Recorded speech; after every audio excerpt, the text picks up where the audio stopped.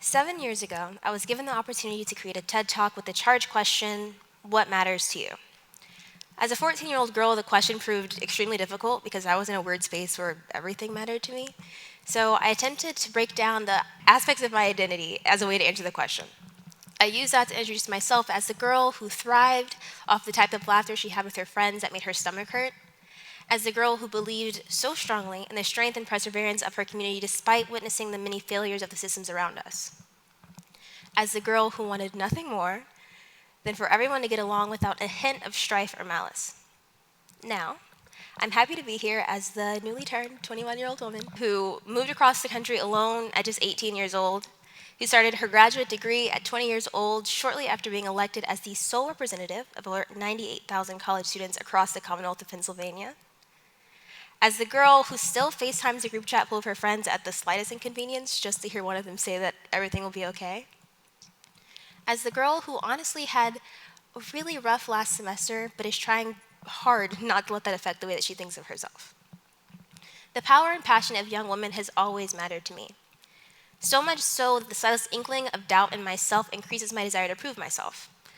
To who I'm still not really sure, I managed to convince myself that if there were young women like Cleopatra, Sacagawea, and Claudette Colvin who managed to have their voices heard as pregnant women of color, as women whose voices were constantly challenged, as women who were ruling nations, not only could I be doing more, but I had to.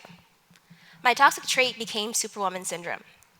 Superwoman syndrome is defined as a set of characteristics found in a woman who performs or attempts to perform all duties associated with the several full-time roles, such as wage earner, mother, homemaker, wife. At 16 years old, Superwoman syndrome grabbed my hand and dragged me to a hospital in Atlanta, Georgia for the entirety of my spring semester of my sophomore year of high school. I had become so focused on my volleyball team that I was neglecting my own health as a way to be proud of us making to a national tournament, as a way to be proud of being captain, as a way of being proud of being libero. My entire time in that hospital, I spent floating in and out of consciousness, waking up only to ask questions like, how did the tournament go? And Dad, you think I have a lot of homework to do? My dad looked at me after making it somehow from Dallas, Texas to Atlanta, Georgia in a little under 7 hours and asked the question, who are you if not what you do for other people? As embarrassing as it sounds, I didn't know. I'm still trying to figure it out. I then began trying to define myself in terms of success. As a Penn Stater, I asked myself the question, who are you if not what you do for your community? Academically, I'd ask the question, who are you if not a Schreyer Honor Scholar? Then we progress. I try to define mental success. I'd ask myself, who are you if not healthy, wealthy, blessed, and very rarely stressed? And I think it's working, or at least it seems like it does. Lately, I've been getting asked lots of the questions, how do you get over the feeling of being the only person of your identity in the room? Can you help me get out of my head and get rid of that fear? So, I've created this entire talk, been a part of this big production to let you all know that I don't know what's going on all the time. In fact, I rarely do, but I'm trying. Imposter syndrome is defined as the persistent inability to believe that one's success has been deserved or has been legitimately achieved as a result of their own efforts or skills.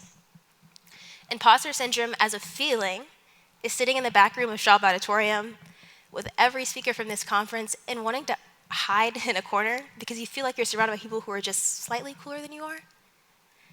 Imposter syndrome as an experience is walking into your first class on your first day of your first year at the Pennsylvania State University and being asked, how do you feel knowing that only 21% of Black first-generation college students graduate? My answer for that question is the same as it was then. First of all, I'm going to be one of those 21%, so that's fine. But if I'm not, that's okay. The reason behind that being is success does not look like one thing. Coming to Penn State, I left behind my parents, Jamie Brown and Sean Davis, who left their homes at around the same age but for different purposes, who spent years being a little lost and confused, and somehow managed to have the best kid ever. Coming to Penn State, I came to be faced with people like Dr. Lynette Yarger, Associate Dean of Diversity and Equity and Inclusion for Penn State Schreier Honors College and Professor of Information Science and Technology. Coming to Penn State, I was met with students like DeAndre Malcolm, President of Penn State's Black Caucus, and co-king to Jalen Carr for Penn State's 2021 homecoming.